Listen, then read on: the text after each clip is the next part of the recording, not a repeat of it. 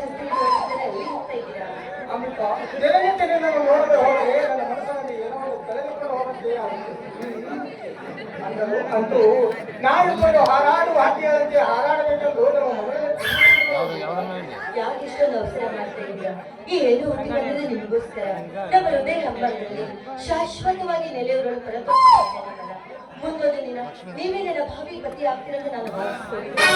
ಅದ್ರ ಬಗ್ಗೆ ನೀವೇ ಚಿಂತೆ ಮಾಡಬೇಡಿ. ಎಷ್ಟೇ ಆಗಲಿ ನೀವು ನನ್ನ ತಾಯಿಯ ತಮ್ಮ, ನನ್ನ ಸೋದರ ಮಾವ ಎಂದಿದ್ದರೂ ನಾನು ನಿಮ್ಮವರೇ. ಆ ಬ್ರಹ್ಮನ ಭಯದಲ್ಲಿ ನಾನು ನೀನು ಗಂಡ ಹೆಂಡತಿಯನ್ನು ಗಟ್ಟಿಯಾಗಿರ್ಬೇಕು. ಅಂದಾಗ ಮಾತ್ರ ಯಾವ ಗಂಡಾಂತರನು ಬರುವುದಿಲ್ಲ. ಮುಟ್ಟುವರಿಗೂ ಹೆತ್ತವರನ್ನು ಅದ್ರ ಬಗ್ಗೆ ನೀವೇನು ಚಿಂತೆ ಮಾಡಬೇಡಿ. ನಮ್ಮ ತಂದೆಯವರು ನನ್ನ ತಾಯಿ ತೀರಿ ಹೋದ ಮೇಲೆ ನನಗೆ ಮುದ್ದಾಗಿ ಬೆಳೆಸಿ ವಿದ್ಯೆ ಕಲಿಸಿ ಬುದ್ಧಿವಂತರಾಗಿ ಮಾಡಿದ್ದಾರೆ. ಈಗ ನಾನು ಮೆಚ್ಚಿದ ವರನೊಂದಿಗೆ ಮದುವೆ ಮಾಡಿಕೊಳ್ಳೋ ನಂಬಿಕೆ ನನಗಿದೆ. ನಮ್ಮ ತಂದೆಯವರಿಗೆ ಈ ವಿಷಯ ತಿಳಿಸ್ತೀನಿ. ಖಂಡಿತವಾಗಿಯೂ ಅವರು ಈ ಮದುವೆಗೆ ಒಪ್ಕೊಳ್ತಾರೆ ನಂಬಿಕೆ ನನಗಿದೆ. ಅಯ್ಯೋ ದೇವರೇ, ನಾವು ಯಾವತ್ತೂ ಕೆಟ್ಟದನ್ನು ಬಯಸಬಾರ್ದ್ರೆ ಒಳ್ಳೆಯದನ್ನೇ ಬಯಸಬೇಕು. ಅಂದಾಗ ಮಾತ್ರ ಆ ಭಗವಂತ ನಮಗೆ ಒಳ್ಳೆಯದನ್ನು ಮಾಡಕ್ಕೆ ಸಾಧ್ಯ. ನಾಳೆ ನನ್ನ ತಂದೆಗೆ ಮದುವೆ ಬಗ್ಗೆ ವಿಚಾರ ಹೇಳ್ತೀನಿ. ಒಂದು ವೇಳೆ ನಮ್ಮ ತಂದೆಯವರು ಮದುವೆ ಒಪ್ಕೊಳ್ಳದೆ ಹೋದ್ರೆ ನನ್ನ ಪ್ರಾಣದ ಮೇಲೆ ಮಣ್ಣನ್ನು ತೊರೆದು ನಿಮ್ಮನ್ನ ಮದುವೆ ಆಗ್ತೀನಿ ಅಂತ ಆ ಶಿವನ ಸಾಕ್ಷಿ ಮಾಡಿ ಹೇಳ್ತಾ ಇದ್ದೀನಿ. ಒಂದು ವೇಳೆ ನೀವು ನನ್ನ ಮರೆತು ಬೇರೆ ನನ್ನ ಮದುವೆ ಆದ್ರೆ ಅಂಬಿಕಾ, ಈ ಮಾತು ನನ್ನ ಕನಸಿನಲ್ಲಿ ಸಹ ನೆಲೆಸಲಾರೆ. ನಿನ್ನ ರೋಮ ರೋಮಾಂಚನನ್ನು ತುಂಬಿಕೊಂಡರು. ಒಂದು ದಿನ ನಾನು ನೋಡದೆ ಹೋದರೆ ನಾನು ಊಟ ಸಹ ಮಾಡುವುದಿಲ್ಲ. ಊಟ ಮಾಡಲು ಹೋದರೂ ಅನ್ನವನ್ನು ಇಸವಾಗುತ್ತದೆ. ಮರೆತು ಮಲಗಿದರೂ ಆಕಾಶವನ್ನು ಕತ್ತರಿಸಿ ಬೆಳೆದಂತೆ ಆಗುತ್ತದೆ. ನಿನ್ನನ್ನು ಮರೆತು ನಾನು ಬದುಕಲಾರೆ.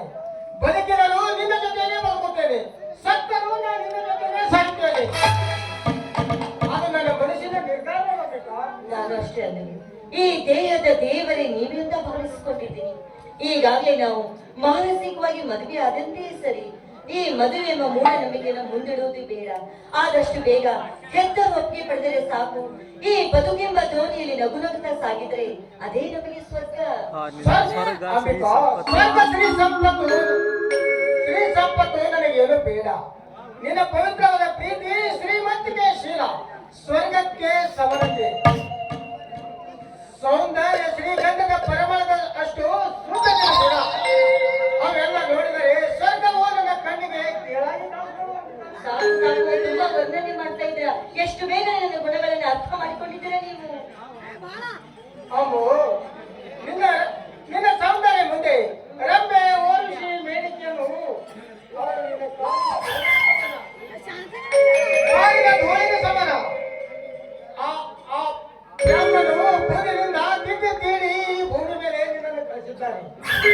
ಬಂಗಾರದ ಬಟ್ಟೆ ಹಿಡಿದು ತಿರುಗಿದರು ನಿನ್ನಂತ ಗುಣವತಿ ಸಿಗೋದು ಬಹಳ ಕಷ್ಟ. ನೀನು ಅಪ್ಪಟ ಚಿನ್ನ. ಚಿನ್ನ ಎಂದಾದರೂ ಹೊಸ ಗುಡಿಸಲು ಅಷ್ಟೇ, ಅರಮನೆಯಿಂದಲೂ ಅಷ್ಟೇ. ಅದರ ಬೆಲೆ ಒಂದೇ.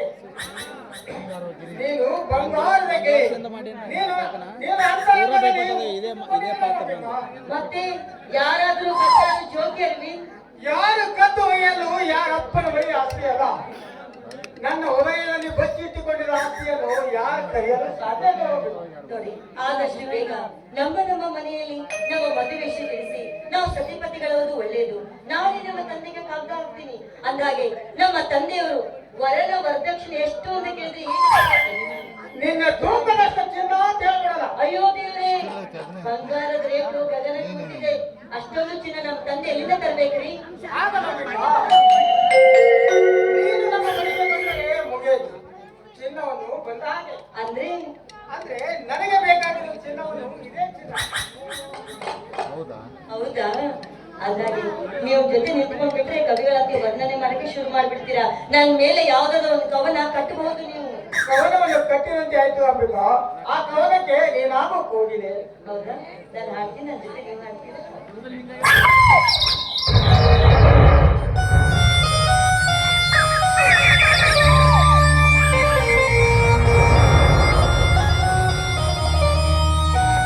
ಹೇ ಹೇ